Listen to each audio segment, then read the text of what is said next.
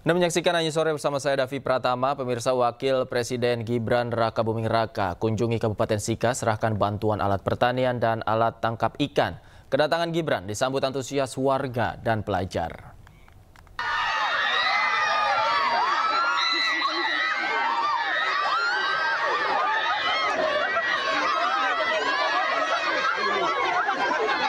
Kehadiran Gibran disambut antusias oleh warga dan siswa sekolah dasar.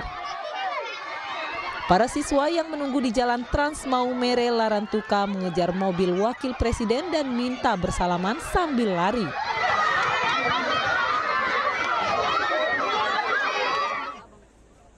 Dalam kunjungan tersebut, Wakil Presiden memberi bantuan alat pertanian berupa 10 unit traktor kepada petani di Desa Kolisia. Ia juga menyempatkan diri untuk berbincang bersama petani setempat dan meninjau sekolah di sana.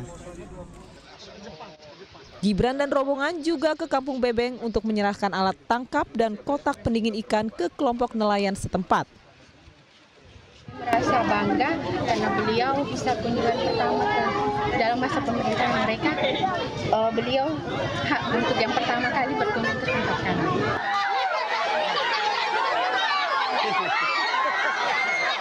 Wapres Gibran juga diagendakan mengunjungi SMAK Baktiarsa untuk menyerahkan bantuan sepatu, tas, dan buku tulis kepada pihak sekolah dan para siswa SMK. Dari Sika, Joni Nura, iNews melaporkan. Pulang dari Jakarta, Presiden ke-7 Republik Indonesia Joko Widodo menanggapi pertanyaan wartawan perihal adanya usulan evaluasi Wakil Presiden Gibran Rakabuming Raka. Jokowi menyatakan hal itu biasa saja sebagai bentuk aspirasi. Boleh saja, itu kan aspirasi.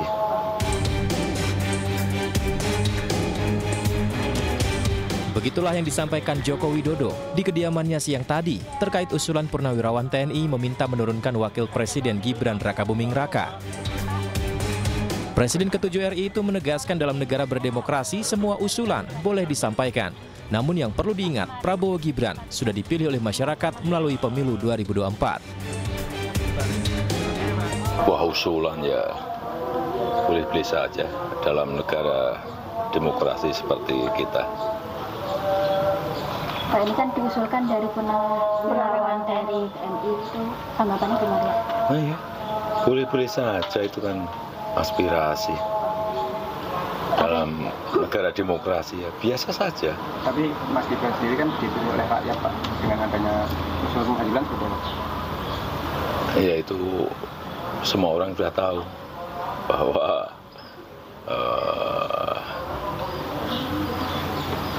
Pak Presiden Prabowo Subianto dan Pak Wapres Gibran Rakabuming Raka sudah mendapatkan mandat dari rakyat lewat pemilihan umum. Sebelumnya, Forum Purnawirawan Prajurit TNI mengusulkan agar Gibran Rakabuming Raka dicopot dari jabatannya sebagai Wakil Presiden RI. Presiden Prabowo Subianto melalui penasihat khusus Presiden bidang politik dan keamanan Wiranto merespon dan menghormati 8 tuntutan usulan yang disampaikan Forum Purnawirawan Prajurit TNI. Dari Solo, Jawa Tengah, Septiantoro, iNews melaporkan.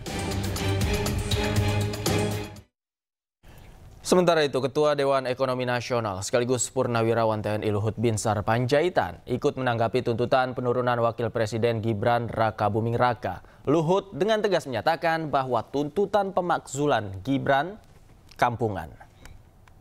Ada itu apa sih? Kita ini harus kompak gitu aja sekarang. Ini keadaan dunia begini, ribut-ribut gini kan kampungan itu. Kita harus fokus gimana mendukung pemerintahan itu dengan baik. Berarti sama sekali Presiden Prabowo itu tidak menegur Panglima TNI terkait mutasi kemarin? Tidak ada, saya tahu itu. Sementara itu, pemirsa, di hadapan jajaran Kabinet Merah Putih, Prabowo tanggapi tudingan Presiden Boneka.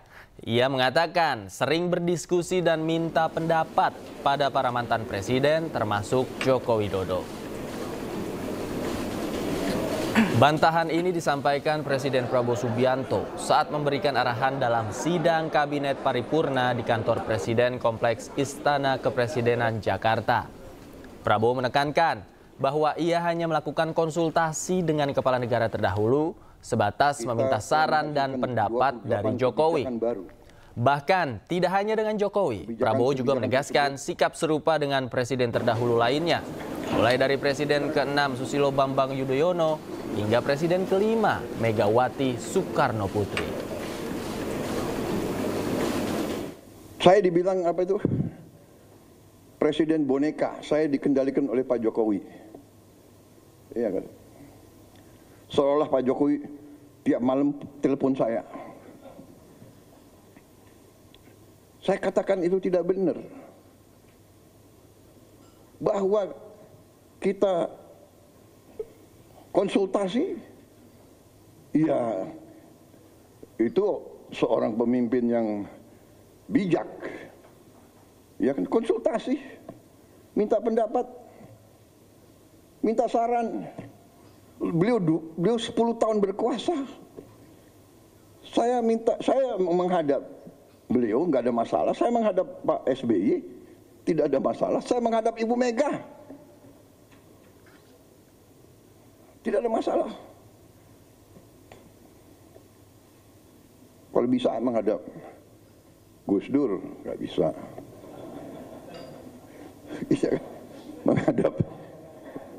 menghadap Pak Harto, iya kan, menghadap Bung Karno kalau bisa.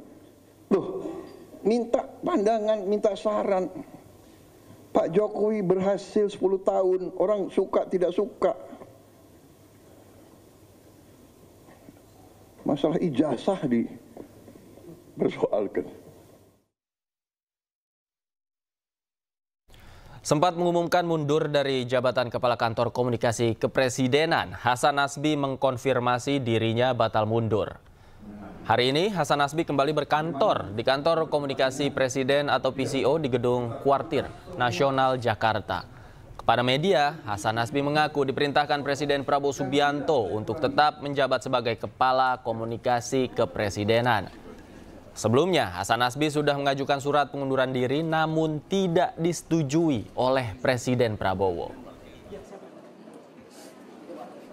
Saya baru bertugas hari ini. Jadi kemarin saya ikut rapat kabinet, hari ini saya mulai ngantor lagi.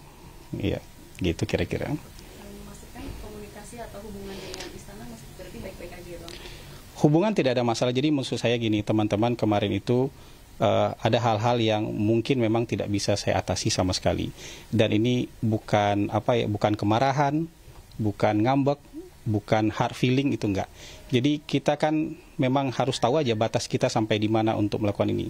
Tapi dari Bapak Mensesnek dan Bapak Seskap kemudian menyatakan bahwa hal-hal yang kemarin kemudian tidak bisa diatasi, beliau berdua akan bantu mengatasinya gitu.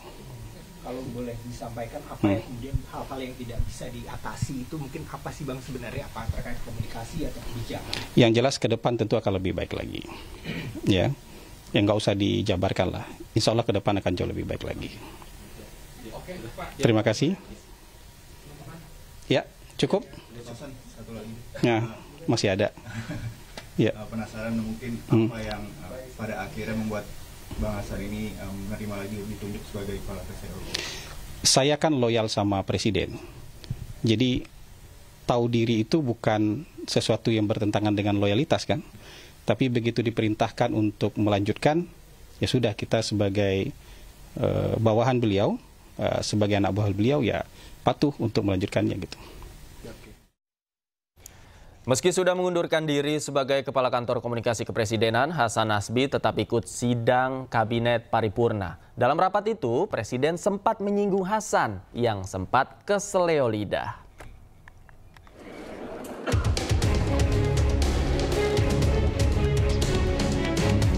Kepala Kantor Komunikasi Kepresidenan Hasan Nasbi mengikuti sidang Kabinet Paripurna yang dipimpin Presiden Prabowo Subianto di Istana Kepresidenan Jakarta Senin siang. Hasan duduk di sebelah Menteri Kehutanan Raja Juli Antoni. Bahkan Presiden Prabowo juga sempat menyalami Hasan. Prabowo disebut masih mempertimbangkan pengunduran diri Hasan Nasbi sebagai Kepala PCO. Prabowo juga belum menandatangani surat pengunduran diri Hasan. Meski demikian, saat rapat Kabinet Paripurna kemarin, Prabowo sempat menyinggung soal Hasan Nasbi. Prabowo secara eksplisit menyebut ada juru bicara yang keseleo lidah karena baru menjabat. Terima kasih kepada semua anggota Kabinet Merah Putih.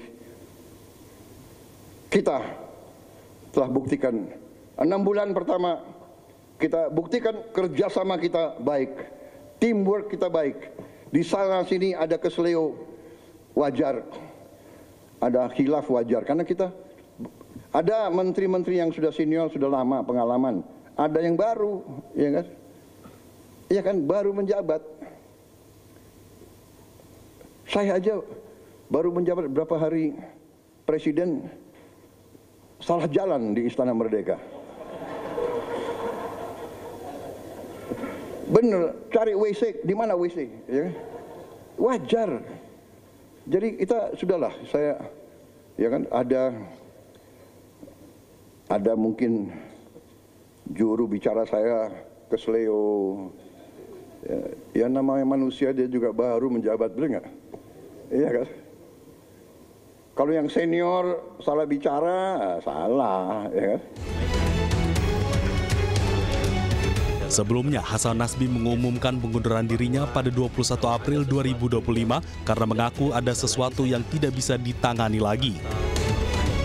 Sebelum mengundurkan diri, Hasan Nasbi jadi sorotan publik usai merespon teror kepala babi terhadap media Tempo.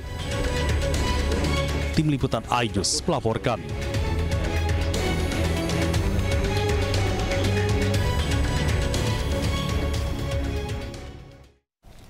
Menteri Hak Asasi Manusia Natalius Pigai menilai program pelajar masuk barak militer tidak melanggar hak asasi manusia. Kami bahas lengkapnya usai jeda, tetaplah di iNews Sore.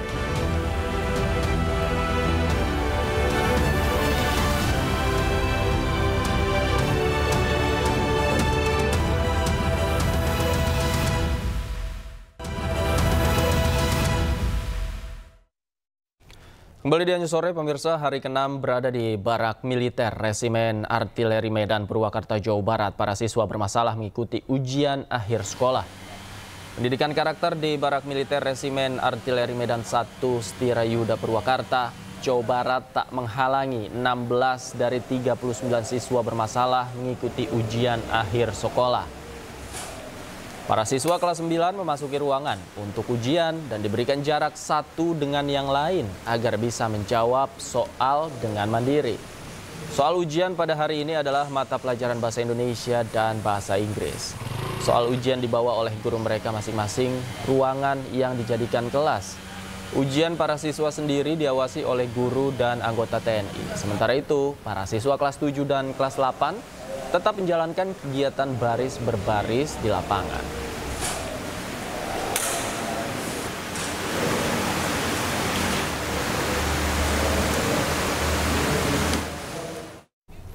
Sementara itu, Menteri HAM Natalius Pigai menilai program pelajar masuk barak militer tidak melanggar hak asasi manusia. Namun ia menegaskan bahwa pendidikan di barak militer tidak boleh ada hukuman fisik.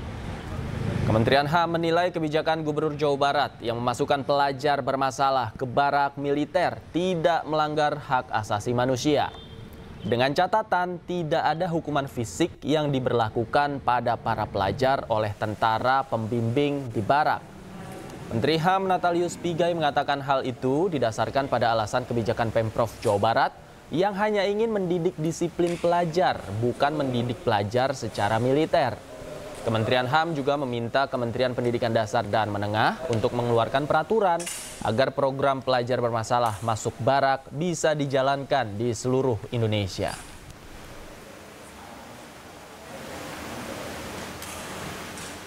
Jadi gini ya, yang terkait dengan kebijakan Gubernur Jawa Barat yang mau bukan mengirim ya, mau mendidik. Ya, mau mendidik anak-anak nakal di barak tentara. Dalam perspektif HAM, saya pertegaskan tidak melanggar HAM. Ya, karena apa?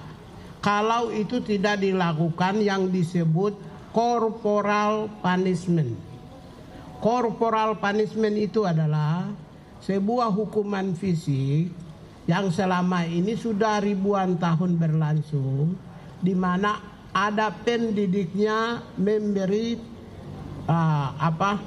hukuman kepada yang dididik dengan cara yang agak sedikit bertentangan dengan prinsip.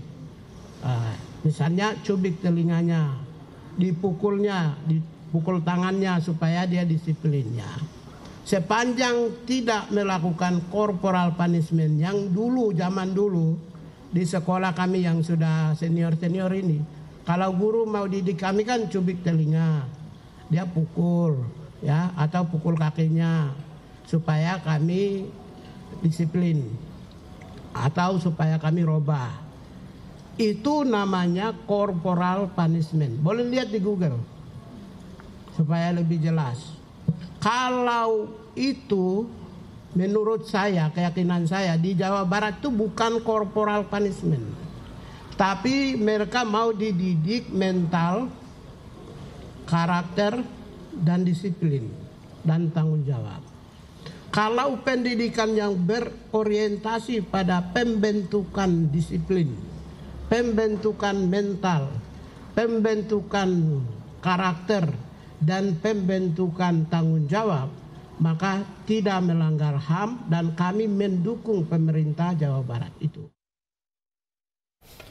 Program sekolah militer terus menjadi sorotan dari berbagai pihak, mulai dari Komnas HAM, akademisi KPAI hingga pakar pendidikan. Menanggapi hal itu, Deddy Mulyadi mengajak Komnas HAM dan KPAI untuk sama-sama menangani anak bermasalah dengan program masing-masing. Kalau pro kontra kan bagus, artinya bahwa apa yang saya lakukan diperhatikan. Nah kemudian kan ada kecemasan-kecemasan atau kekhawatiran-kekhawatiran karena di lembaga atau tempat militer, tempat pendidikan militer, ya kan?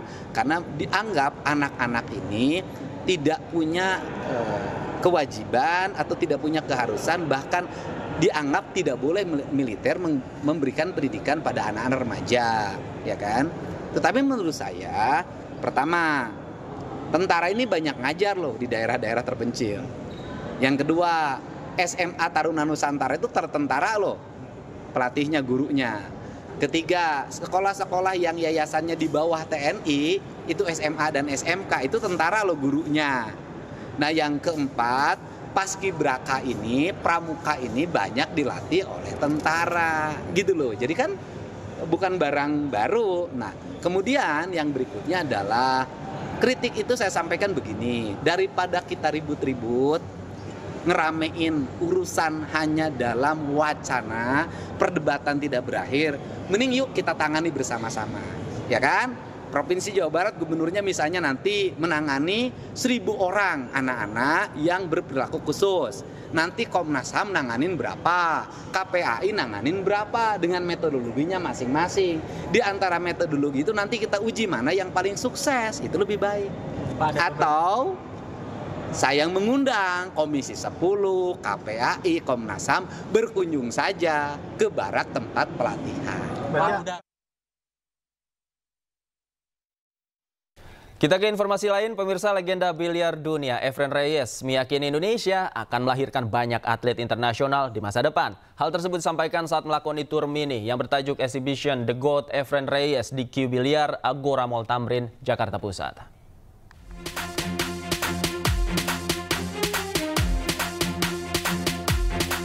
Mur Production dan PB Popsi berkolaborasi menggelar eksibisi antara legenda biliar Efren Reyes dengan sejumlah artis, influencer, hingga atlet biliar Indonesia dalam tur mini yang bertajuk Exhibition The GOAT Efren Reyes. Legenda biliar dunia ini mengaku bahagia dan kagum melihat pertumbuhan pesat olahraga biliar di Indonesia.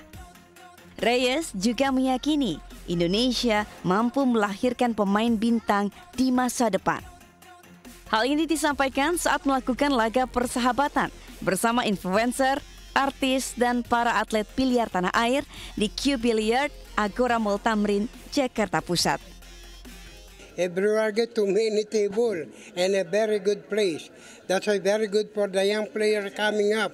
Maybe next time they have another good player from here in Indonesia. Indonesia sebenarnya sebagai inspirasi banyak pemain biliar di dunia ya. Jadi ini tentunya sangat inspirasi buat pemain-pemain muda dan yang tua juga. Everest itu antara satu dari banyak yang udah pernah datang ke Indonesia.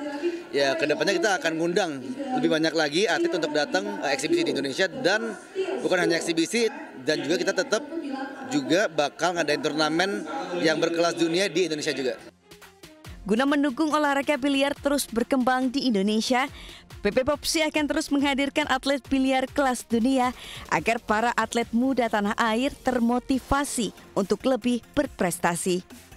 Dari Jakarta, Indra Setiabudi, Jaka Samsa Firmansyah, A-News melaporkan. Polisi olah TKP kecelakaan maut bus antar lintas Sumatera yang menewaskan 12 penumpang di Padang Panjang, Sumatera Barat. Kami segera kembali, tetaplah di A-News Sore.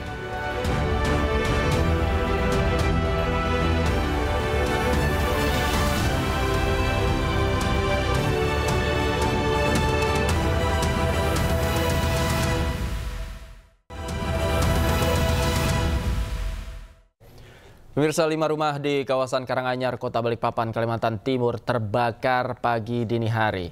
Kebakaran mengakibatkan 1 anak meninggal dunia karena terjebak kobaran api saat tengah tidur.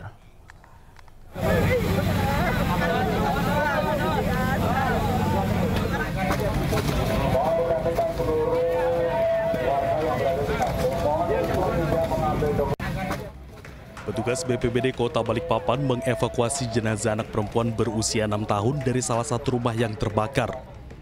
Korban diketahui tengah tidur di dalam rumahnya saat kebakaran yang terjadi sekira pukul 5 pagi. Jenazah korban kemudian langsung dibawa ke Rumah Sakit Kanujoso Balikpapan. Alhamdulillah sudah kita temukan ya, anak kurang lebih usia 6 tahun, kita sempat temukan 1 orang, dan sekarang korban sudah dilarikan ke rumah sakit. Itu update sementara seperti itu. Ini korban perempuan atau laki-laki? Informasinya perempuan. Perempuan ya.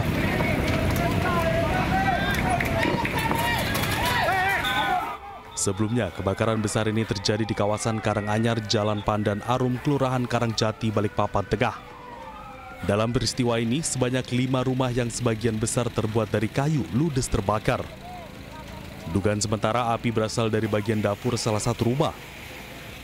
Sebanyak 10 unit mobil damkar diterjunkan ke lokasi untuk memadamkan api. Sementara kerugian ditaksir mencapai ratusan juta rupiah. Dari Balikpapan, Kalimantan Timur, Mukmin Aziz, A-News melaporkan.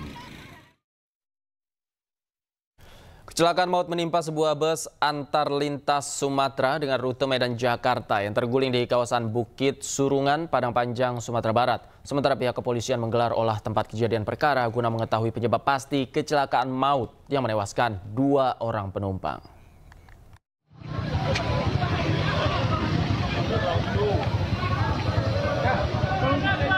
Kecelakaan maut terjadi saat bus antar lintas Sumatera yang mengangkut 35 penumpang ini diduga mengalami gangguan pada sistem rem saat memasuki turunan curam di Bukit Surungan sekitar 100 meter dari pintu keluar Terminal Busur, Padang Panjang, Sumatera Barat. Usai melakukan evakuasi bangkai bus, unit Ditlantas Polda Sumatera Barat bersama Satlantas Polres Padang Panjang menggelar olah tempat kejadian perkara di lokasi kecelakaan. Penyelidikan ini dilakukan untuk mengungkap penyebab pasti kecelakaan maut tersebut. Dari hasil penyelidikan sementara, kuat dugaan rem bus tidak berfungsi saat melintasi jalan menurun. Namun pihak kepolisian juga memeriksa kemungkinan lain termasuk unsur kelayakan jalan kendaraan sebagai penyebab tambahan. Untuk sopir dan kerennya kondisinya alhamdulillah hanya luka-luka ya, sehingga masih dirawat secara intensif di rumah sakit. Belum bisa diperiksa berarti ya? Untuk sementara ini kita prioritaskan untuk penyembuhan dulu dari luka-lukanya, baru nanti kita lakukan pemeriksaan lebih lanjut. Nah ini masih proses ya, kalau olah TKP kita masih proses, dilaksanakan oleh tim TAA namanya Traffic Accident Analysis. Ini kita sedang dalam proses, jadi untuk hasilnya kita nanti mohon sabar. Hingga kini, penyidik masih melakukan pemeriksaan terhadap sopir dan operator bus serta melanjutkan proses investigasi teknis. Sementara puluhan korban luka lainnya masih menjalani perawatan di rumah sakit daerah dan rumah sakit Yarsi Padang Panjang. Dari Padang Panjang, Sumatera Barat, Agung Sulistyo, iNews melaporkan. Sementara akibat kecelakaan bus tersebut 12 orang meninggal dunia dan 23 lainnya terluka. Seluruh korban dibawa ke 2 rumah sakit terdekat. Yang 2 anak kecil belum dan. Korban meninggal dunia berada di Rumah Sakit Umum Daerah Padang Panjang. Sementara korban luka-luka sebagian di RSUD Padang Panjang dan sebagian lagi di Rumah Sakit Ibnu Sina. Dari 12 orang meninggal dunia teridentifikasi 7 laki-laki dan 5 perempuan. 2 diantaranya masih anak-anak. Sementara korban luka-luka terdiri dari 17 laki-laki dan 6 orang perempuan. Tim Inafis Polda Sumatera Barat menyebut 12 korban meninggal dunia telah berhasil diidentifikasi. 10 korban berhasil diidentifikasi melalui sidik jari, sementara 2 korban lainnya melalui pengenalan wajah oleh keluarga. Seluruhnya sudah teridentifikasi. Jadi yang teridentifikasi 10 orang melalui sidik jari oleh tim Inafis Polres Padang Panjang. Nah, 2 lagi itu melalui properti dan foto yang dikirimkan oleh orang tuanya melalui video call. Tapi kebetulan di sini karena pendingin jenazah tidak ada, kemungkinan ya jenazah akan kita bawa ke Rumah Sakit Bayangkara sebanyak itu 4 orang dan 6 orang, dan ke Rumah Sakit M Jamil sebanyak 4 orang, 2 lagi ke Rumah Sakit Unan. Pemirsa, kecelakaan tunggal bus antar lintas Sumatera yang menelan 12 korban jiwa terjadi di Kota Padang Panjang, Sumatera Barat pagi tadi. Dari rekaman CCTV terungkap bus yang melintas di jalan menurun sempat menabrak warga sebelum akhirnya terguling.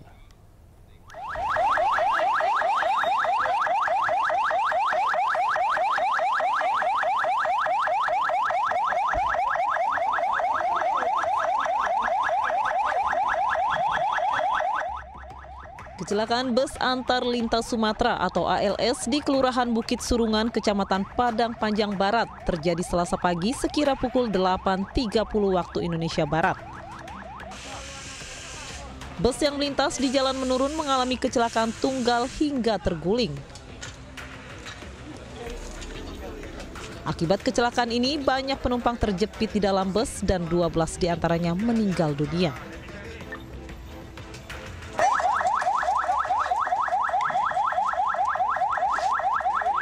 Petugas gabungan dari berbagai instansi seperti polisi hingga petugas damkar bekerja keras mengevakuasi korban terjepit. Salah seorang penumpang selamat mengatakan saat melintas di turunan tajam laju bus sudah oleng sebelum akhirnya terguling. Dari mana di sini, Pak? Benar, terjadi kecelakaan mobil ANS dari Medan menuju Jakarta. Diperkirakan informasi awalnya mungkin karena remblong mengakibatkan mobil bus terbalik. Untuk penumpang ada berapa, Pak? Kalau informasi sementara ini, Pak? Untuk penumpang informasi yang kita dengar ini masih simpang siur, diperkirakan 25 sampai 30. Akhirnya dapat apa itu jembatan layang itu ke bawah. Begitu berapa jam lagi lagi mulai goyang apa? Goyang mobil itu. Dia tertahannya lebih. Tidak ada lagi. Kesorotlah supir duanya. Entah supir apanya itu.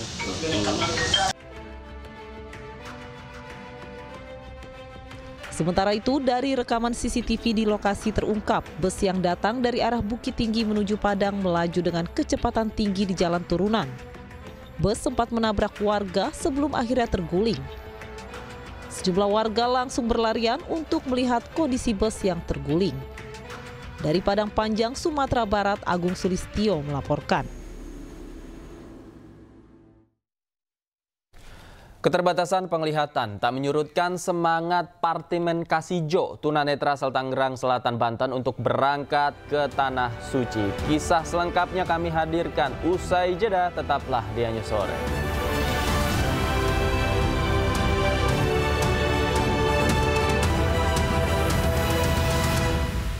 Kecelakaan maut menimpa sebuah bus antar lintas Sumatera dengan rute Medan Jakarta yang terguling di kawasan Bukit Surungan, Padang Panjang, Sumatera Barat. Sementara pihak kepolisian menggelar olah tempat kejadian perkara guna mengetahui penyebab pasti kecelakaan maut yang menewaskan 2 orang penumpang.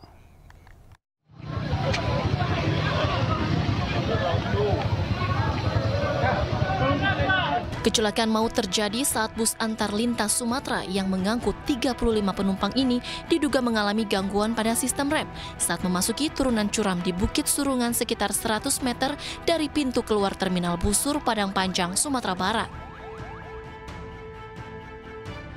Usai melakukan evakuasi bangkai bus, unit Ditlantas Polda Sumatera Barat bersama Satlantas Polres Padang Panjang menggelar olah tempat kejadian perkara di lokasi kecelakaan. Penyelidikan ini dilakukan untuk mengungkap penyebab pasti kecelakaan maut tersebut. Dari hasil penyelidikan sementara, kuat dugaan rem bus tidak berfungsi saat melintasi jalan menurun. Namun pihak kepolisian juga memeriksa kemungkinan lain termasuk unsur kelayakan jalan kendaraan sebagai penyebab tambahan. Untuk sopir dan kerennya kondisinya alhamdulillah hanya luka-luka ya, sehingga masih dirawat secara intensif di rumah sakit. Belum bisa diperiksa berarti ya? Untuk sementara ini kita prioritaskan untuk penyembuhan dulu dari luka-lukanya, baru nanti kita lakukan pemeriksaan lebih lanjut. Nah ini masih proses ya, kalau olah TKP kita masih proses, dilaksanakan oleh tim TAA namanya Traffic Accident Analysis. Ini kita sedang dalam proses, jadi untuk hasilnya kita nanti mohon sabar. Hingga kini, penyidik masih melakukan pemeriksaan terhadap sopir dan operator bus serta melanjutkan proses investigasi teknis. Sementara puluhan korban luka lainnya masih menjalani perawatan di Rumah Sakit Daerah dan Rumah Sakit Yarsi Padang Panjang. Dari Padang Panjang, Sumatera Barat, Agung Sulistyo, iNews melaporkan. Sementara akibat kecelakaan bus tersebut 12 orang meninggal dunia dan 23 lainnya terluka. Seluruh korban dibawa ke 2 rumah sakit terdekat. Yang 2 anak kecil belum dari. Korban meninggal dunia berada di Rumah Sakit Umum Daerah Padang Panjang. Sementara korban luka-luka sebagian di RSUD Padang Panjang dan sebagian lagi di Rumah Sakit Ibnu Sina. Dari 12 orang meninggal dunia, teridentifikasi 7 laki-laki dan 5 perempuan. 2 diantaranya masih anak-anak. Sementara korban luka-luka terdiri dari 17 laki-laki dan 6 orang perempuan. Tim Inafis Polda Sumatera Barat menyebut 12 korban meninggal dunia telah berhasil diidentifikasi. 10 korban berhasil diidentifikasi melalui sidik jari, sementara 2 korban lainnya melalui pengenalan wajah oleh keluarga. Seluruhnya sudah teridentifikasi. Jadi yang teridentifikasi 10 orang melalui sidik jari oleh tim Inafis Polres Padang Panjang. Nah 2 lagi itu melalui properti dan foto yang dikirimkan oleh orang tuanya melalui video call. Tapi kebetulan di sini karena pendingin jenazah tidak ada, kemungkinan ya jenazah akan kita bawa ke Rumah Sakit Bayangkara sebanyak itu 4 orang dan 6 orang, dan ke Rumah Sakit M Jamil sebanyak 4 orang, 2 lagi ke Rumah Sakit Unan. Pemirsa, kecelakaan tunggal bus antar lintas Sumatera yang menelan 12 korban jiwa terjadi di Kota Padang Panjang, Sumatera Barat pagi tadi. Dari rekaman CCTV terungkap bus yang melintas di jalan menurun sempat menabrak warga sebelum akhirnya terguling.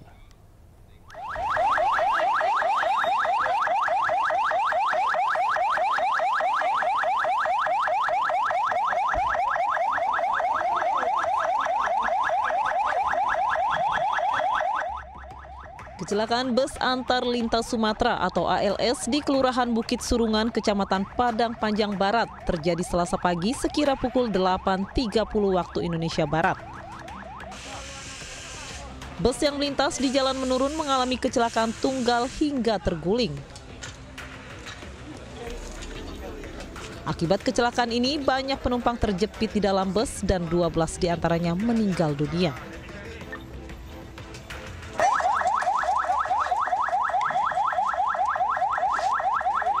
Petugas gabungan dari berbagai instansi seperti polisi hingga petugas damkar bekerja keras mengevakuasi korban terjepit. Salah seorang penumpang selamat mengatakan saat melintas di turunan tajam laju bus sudah oleng sebelum akhirnya terguling. Dari mana di sini, Pak? Benar, terjadi kecelakaan mobil ANS dari Medan menuju Jakarta. Diperkirakan informasi awalnya mungkin karena remblong mengakibatkan mobil bus terbalik.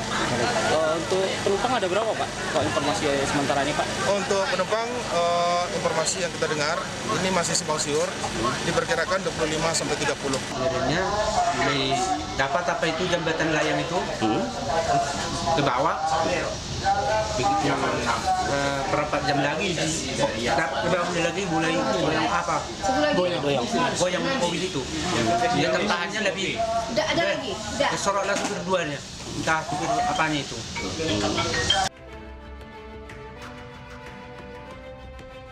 Sementara itu, dari rekaman CCTV di lokasi terungkap, bus yang datang dari arah Bukit Tinggi menuju Padang melaju dengan kecepatan tinggi di jalan turunan.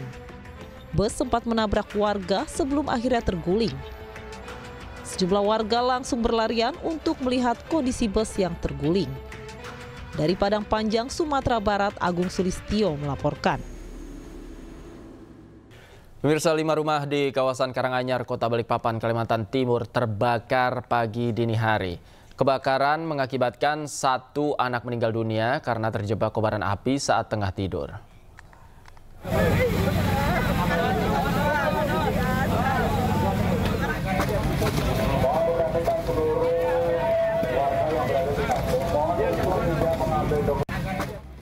Petugas BPBD Kota Balikpapan mengevakuasi jenazah anak perempuan berusia 6 tahun dari salah satu rumah yang terbakar. Korban diketahui tengah tidur di dalam rumahnya saat kebakaran yang terjadi sekira pukul 5 pagi. Jenazah korban kemudian langsung dibawa ke Rumah Sakit Kanujoso Balikpapan. Alhamdulillah sudah kita temukan ya. Anak kurang lebih usia 6 tahun. Kita sempat makan 1 orang. Dan sekarang korban sudah kita ke rumah sakit. Itu update sementara seperti itu. Ini korban perempuan atau laki-laki? Informasinya perempuan. Perempuan ya.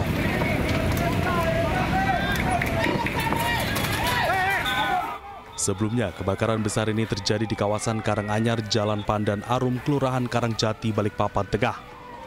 Dalam peristiwa ini, sebanyak 5 rumah yang sebagian besar terbuat dari kayu ludes terbakar.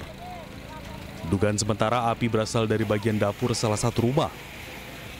Sebanyak 10 unit mobil damkar diterjunkan ke lokasi untuk memadamkan api. Sementara kerugian ditaksir mencapai ratusan juta rupiah. Dari Balikpapan, Kalimantan Timur, Mukmin Aziz Ayus melaporkan.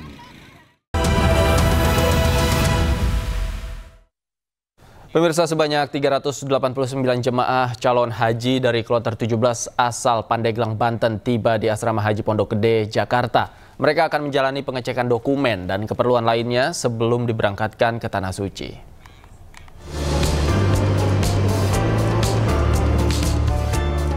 Asrama Haji Pondok Gede, Jakarta menerima kloter 17 asal Pandeglang, Banten.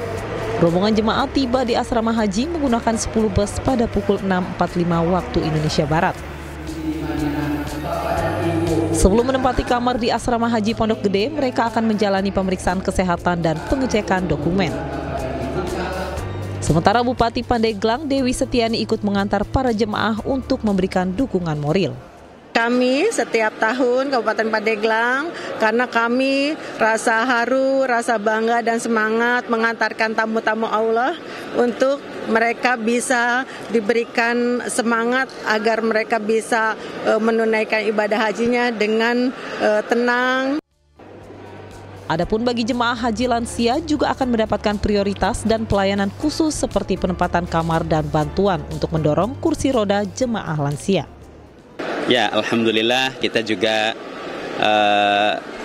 prioritas bagi lansia, salah satunya misalnya dalam hal pemeriksaan mereka masuk jalur fast track, ya, ditempatkan di depan, lalu kemudian ada petugas khusus yang menangani jamaah haji lansia, mulai dari membantu mendorong kursi rodanya, gitu ya, sampai mereka duduk di sini, lalu kemudian masuk asrama juga pakai kendaraan, nanti kendaraan khusus untuk lansia nanti diprioritaskan gitu. Dan penempatan di kamar juga lansia ditempatkan di lantai paling bawah. Diketahui embarkasi Jakarta Pondok Gede pada 2025 ini akan memberangkatkan 24.437 jemaah dari 3 provinsi, yakni Jakarta, Banten, dan Lampung. Dari Jakarta, Hamzah Hasibuan, Ahmad Putra, iNews melaporkan. Selain lansia, ratusan penyandang disabilitas menjadi jemaah calon haji pada tahun ini, termasuk salah seorang tunanetra asal Tangerang Selatan, Banten bernama Partinem Kasijo. Meski memiliki keterbatasan penglihatan, Partinem memiliki semangat tinggi dan mengaku bahagia bisa berangkat ke Tanah Suci. Terus ini kan saya jalan ya. Bismillahirrahmanirrahim. Partinem Kasijo, jemaah tunanetra asal Tangerang Selatan, Banten, tiba di Bandara Amir Muhammad bin Abdul Aziz, Madinah, Minggu waktu Arab Saudi.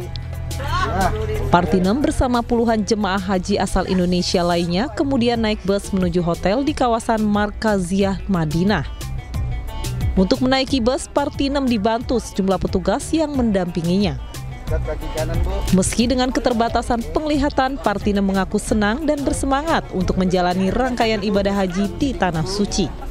Alhamdulillah, senang sekali. Senang sekali. Gimana fasilitasnya? Petugasnya gimana, Bu? Ya baik. Nah, tadi bukannya diambil paspor? Iya, sudah saya ambilin, sudah saya kasih, Bu. Tahun ini ratusan penyandang disabilitas menjadi jemaah calon haji. Petugas haji disiagakan secara khusus untuk memastikan kenyamanan dan keselamatan mereka selama beribadah di Tanah Suci. Dari Madinah, Arab Saudi, Gigi Irfan, iNews melaporkan. Ribuan jemaah calon haji dari berbagai negara memadati Masjid Nabawi. Dan untuk mengetahui situasi terkini, kami telah terhubung dengan rekan kami Gigi Irfan di kantor daerah kerja Madinah, Arab Saudi. Selamat malam waktu Jakarta. Assalamualaikum Gigi, bagaimana situasi saat ini di Madinah?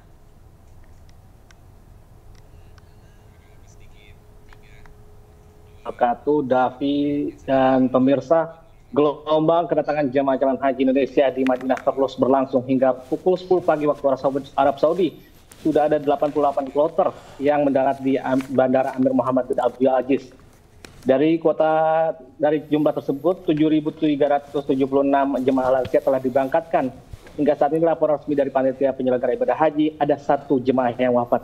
Ribuan calon haji dari penjuru dunia telah memadati Madinah, Arab Saudi.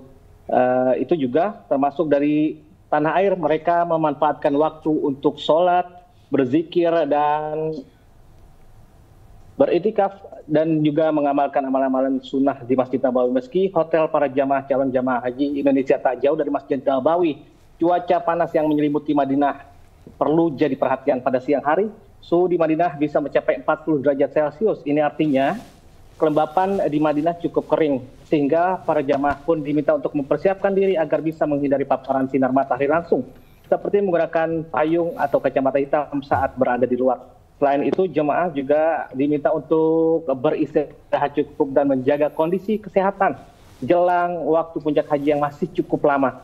Selain beristirahat yang cukup, jemaah disarankan untuk menjaga pola makan serta rajin mengkonsumsi air putih 1 gelas setiap jamnya agar terhindar dari dehidrasi. Davi dan pemirsa, diketahui saat berada di Madinah, jemaah akan mendapatkan 3 kali makan dalam sehari. Jika ditotal, para jemaah akan mendapatkan 27 kali makan dalam 9 hari berada di Madinah. Catatan penting bagi jemaah untuk menghabisi makanan telah yang disiapkan tepat waktu. Ini dikarenakan ada batas waktu yang disarankan untuk mengkonsumsi makanan yang telah disiapkan. Baiknya apabila jemaah hendak beraktivitas keluar atau beribadah di Masjid Nabawi, terlebih dahulu mengkonsumsi makanan yang telah disediakan petugas. Saat berada di kawasan Masjid Nabawi, banyak sekali saya temukan sejumlah lansia yang tersesat. Para ketua rombongan diingatkan untuk para ketua rombongan selalu mengalungkan identitas para jamaah agar bisa dideteksi petugas di lapangan. Davi. Baik, terima kasih Gigi Irfan melaporkan langsung dari Madinah, Arab Saudi. Wassalamualaikum, selamat bertugas kembali Gigi. Kita ke informasi lain, pemirsa. Sempat mengumumkan mundur dari jabatan Kepala Kantor Komunikasi Kepresidenan, Hasan Nasbi mengkonfirmasi dirinya batal mundur. Hari ini Hasan Nasbi kembali berkantor di Kantor Komunikasi Presiden di Gedung Kuartir Nasional, Jakarta. Kepada media, Hasan Nasbi mengaku diperintahkan Presiden Prabowo Subianto untuk tetap menjabat sebagai Kepala Komunikasi Kepresidenan. Sebelumnya, Hasan Nasbi sudah mengajukan surat pengunduran diri, namun tidak disetujui oleh Presiden.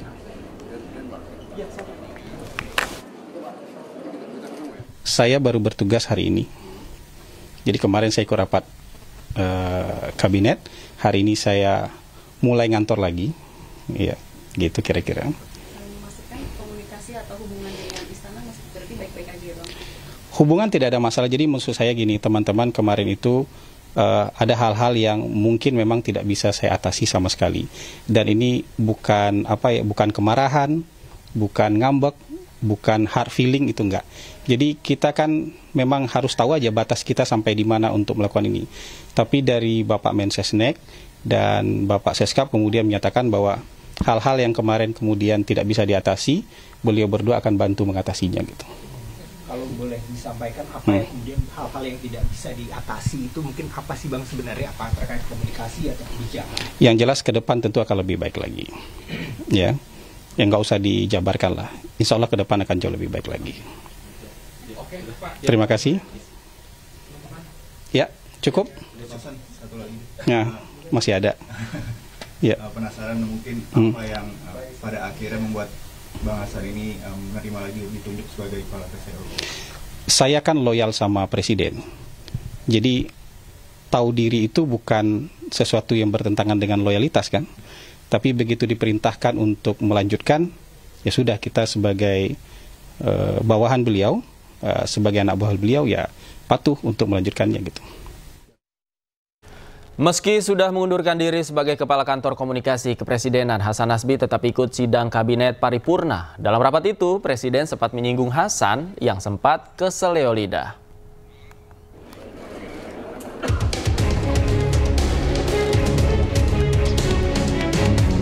Kepala Kantor Komunikasi Kepresidenan Hasan Nasbi mengikuti sidang Kabinet Paripurna yang dipimpin Presiden Prabowo Subianto di Istana Kepresidenan Jakarta Senin siang.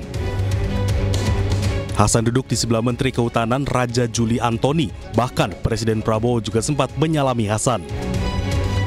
Prabowo disebut masih mempertimbangkan pengunduran diri Hasan Nasbi sebagai Kepala PCO. Prabowo juga belum menandatangani surat pengunduran diri Hasan. Meski demikian, saat rapat Kabinet Paripurna kemarin, Prabowo sempat menyinggung soal Hasan Nasbi. Prabowo secara eksplisit menyebut ada juru bicara yang keseleo lidah karena baru menjabat.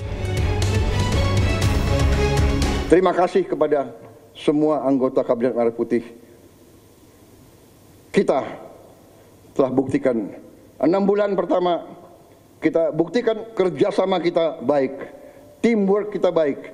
Di sana sini ada keseleo wajar, ada khilaf wajar, karena kita ada menteri-menteri yang sudah senior, sudah lama pengalaman, ada yang baru, ya kan?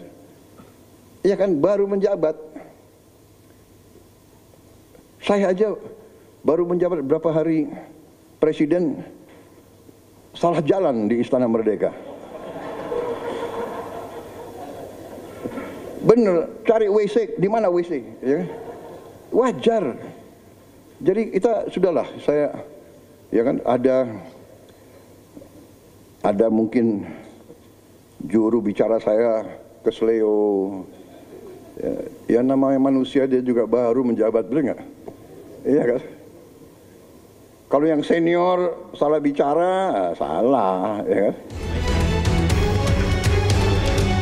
Sebelumnya, Hasan Nasbi mengumumkan pengunduran dirinya pada 21 April 2025 karena mengaku ada sesuatu yang tidak bisa ditangani lagi. Sebelum mengundurkan diri, Hasan Nasbi jadi sorotan publik usai merespon teror kepala babi terhadap media Tempo.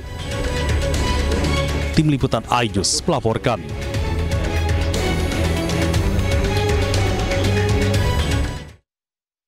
Sebelumnya di hadapan jajaran Kabinet Merah Putih, Prabowo tanggapi tudingan sebagai presiden boneka. Ia mengatakan sering berdiskusi dan minta pendapat pada para mantan presiden termasuk Joko Widodo. Bantahan ini disampaikan Presiden Prabowo Subianto saat memberikan arahan dalam sidang Kabinet Paripurna di kantor Presiden Komplek Istana Kepresidenan.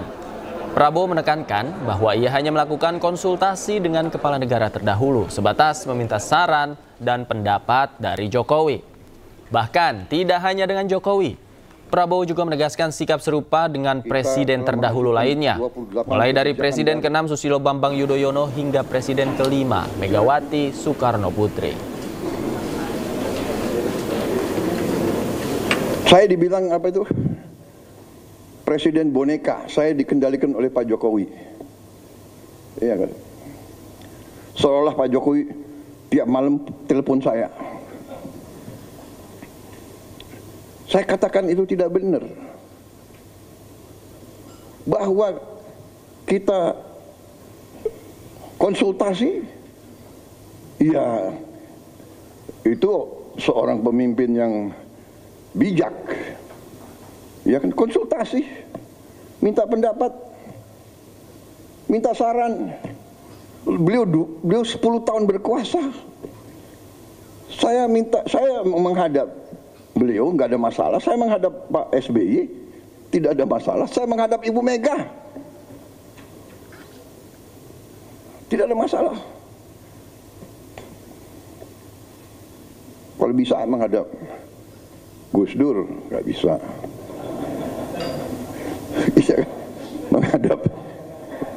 menghadap Pak Harto, iya kan, menghadap Bung Karno kalau bisa. Loh, minta pandangan, minta saran.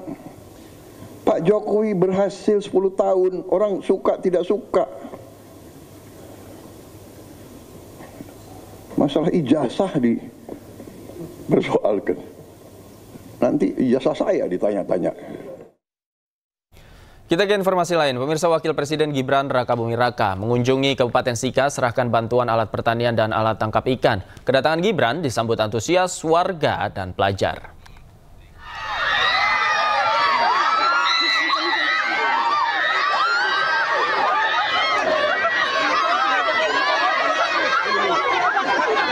Kehadiran Gibran disambut antusias oleh warga dan siswa sekolah dasar. Para siswa yang menunggu di Jalan Trans Maumere Larantuka mengejar mobil Wakil Presiden dan minta bersalaman sambil lari.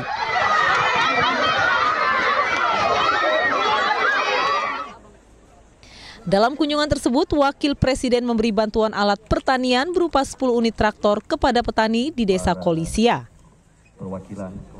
Ia juga menyempatkan diri untuk berbincang bersama petani setempat dan meninjau sekolah di sana. Gibran dan rombongan juga ke Kampung Bebeng untuk menyerahkan alat tangkap dan kotak pendingin ikan ke kelompok nelayan setempat. Merasa bangga karena beliau bisa kunjungan pertama dalam masa pemerintahan mereka. Beliau untuk yang pertama kali berkunjung ke tempat kami.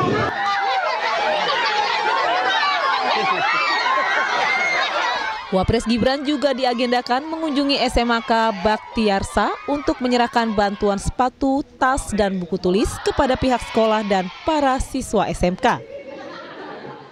Dari Sika, Joni Nura, iNews melaporkan. Pulang dari Jakarta, Presiden ke-7 Republik Indonesia Joko Widodo menanggapi pertanyaan wartawan perihal adanya usulan evaluasi Wakil Presiden Gibran Rakabuming. Jokowi mengatakan hal itu biasa saja sebagai bentuk aspirasi. Boleh-boleh saja, itu kan aspirasi.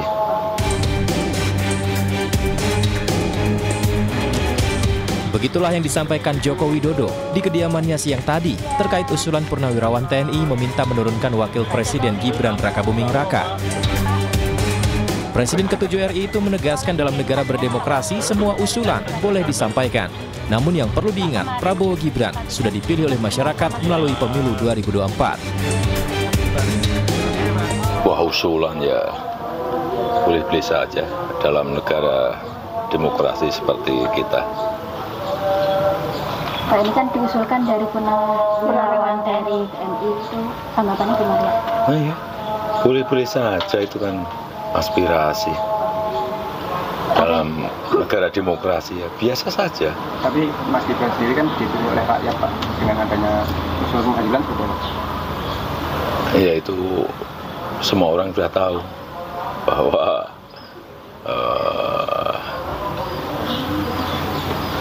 Pak Presiden Prabowo Subianto dan Pak Wapres Gibran Rakabuming Raka sudah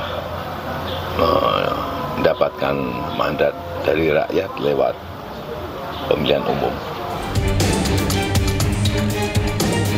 Sebelumnya, Forum Purnawirawan Prajurit TNI mengusulkan agar Gibran Rakabuming Raka dicopot dari jabatannya sebagai Wakil Presiden RI. Presiden Prabowo Subianto melalui penasihat khusus Presiden Bidang Politik dan Keamanan Wiranto merespon dan menghormati 8 tuntutan usulan yang disampaikan Forum Purnawirawan Prajurit TNI. Dari Solo, Jawa Tengah, Septiantoro, iNews melaporkan.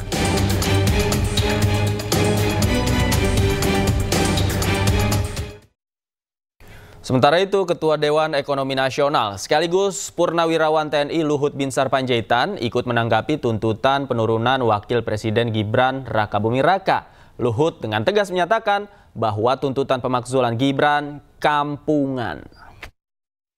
Ada itu apa sih?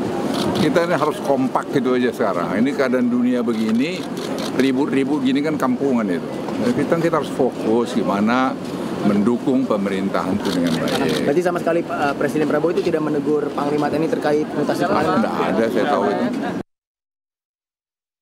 Sebelumnya sejumlah purnawirawan TNI Polri bertemu dan menyatakan sikap mereka terkait usulan yang sebelumnya disampaikan oleh Forum Purnawirawan Prajurit TNI yang meminta evaluasi Wakil Presiden Gibran Rakabuming Raka. Para tokoh senior TNI Polri tersebut menyebut pendukung pemerintahan Prabowo Gibran.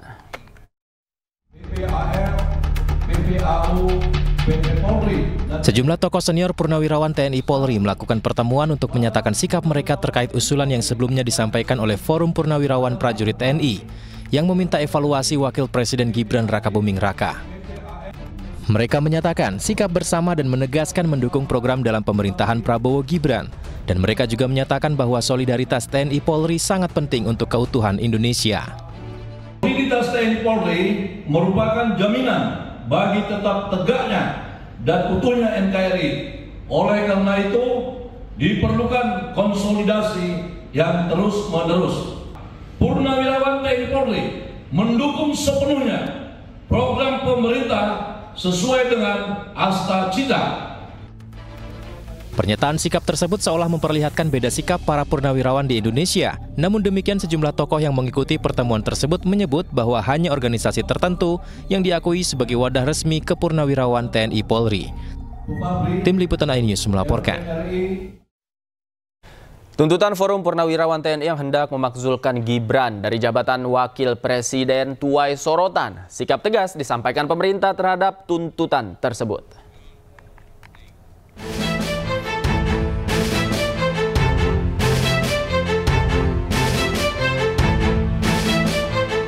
Penasihat khusus Presiden Bidang Politik dan Keamanan Wiranto merespon tuntutan Forum Purnawirawan Prajurit TNI yang menghendaki Gibran Rakabuming Raka dicopot dari jabatannya sebagai Wakil Presiden. Menurut Wiranto, Presiden tidak bisa memutuskan perkara tersebut sebelum mempelajarinya secara detail. Beliau memahami itu. Namun tentunya Presiden sebagai kepala negara, kepala pemerintahan, panglima tertinggi TNI, tidak bisa serta-merta menjawab itu. Spontan menjawab tidak bisa, karena apa? Beberapa alasan. Ya. Yang pertama, kan beliau perlu mempelajari dulu ya, isi dari statement itu, isi dari usulan-usulan itu. Dipelajari satu persatu karena itu masalah-masalah yang tidak ringan ya, masalah yang sangat fundamental ya. Usulan pemakzulan Gibran juga ditanggapi oleh Ketua Umum Partai Golkar Bahlil Lahadalia. Bahlil meminta kepada para pihak yang keberatan agar menempuh mekanisme sesuai hukum yang berlaku. Saya pikir negara kita ini kan negara hukum, ya, negara kita negara hukum. Proses pemilu kan sudah selesai, sudah konstitusional.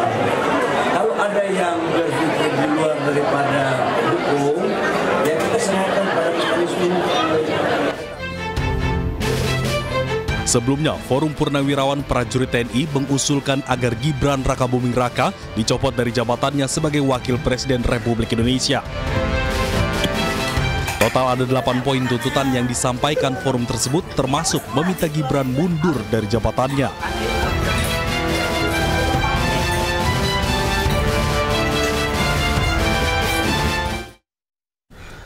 Pemirsa, Bupati Indramayu Luki Hakim saat ini menjalani sanksi berupa magang selama 3 bulan di Kementerian Dalam Negeri sebagai konsekuensi atas pelanggaran kepergiannya ke Jepang tanpa izin dari Gubernur Jawa Barat.